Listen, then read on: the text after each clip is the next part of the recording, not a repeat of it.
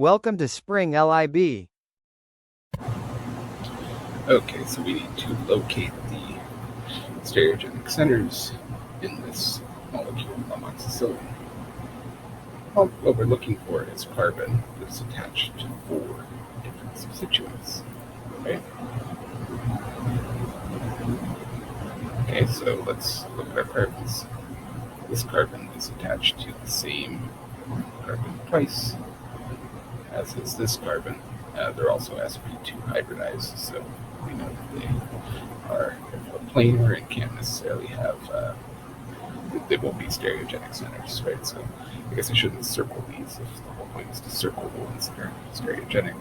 Instead, maybe I'll cross them out. Nope. No, no, no, no, and no, right? None of those are sp3 hybridized, so none of them could be stereogenic centers. Now this carbon, we'll note, has 1, 2, 3, and there's a hidden bond to hydrogen here in the back, 4 bonds each to something completely different. Right, so this is a stereogenic. This carbon is hybridized, so that's not possible. This is a nitrogen. This carbon is sp3 hybridized, and yes, it does have a bond to hydrogen hidden in the back here, and yes, all 4 of its bonds are to a different substituent.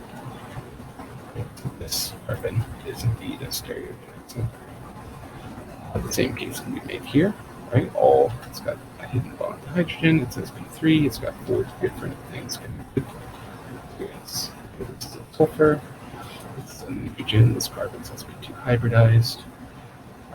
This carbon here has 2 of the same bond, right? There's a bond to a methyl and another bond to a methyl. You need to have 4 completely different substituents to be stereogenic. And finally, we have this carbon here, which must be 3 hybridized, 4 completely different substituents. That is stereogenic center. Okay. So now there's a bit of definitions. So this first one is just, it's definitional. I don't know how to else to, but this is Enantiomer. It is what it is.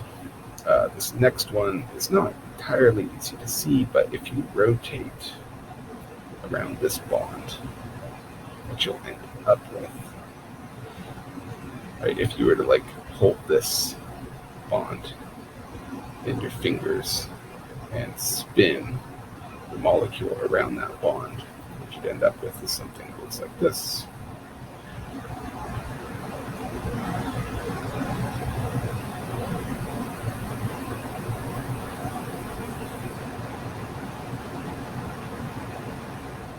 Right, so it basically looked like the original molecule, except for now the nitrogen, the bond to nitrogen going into the page or away from us, right?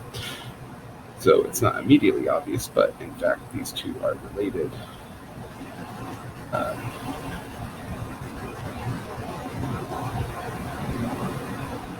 By the changing of a single stereocenter and nothing else, right? So these are also enantiomers. Okay, and then finally another definition: Cis and Trans-isomers.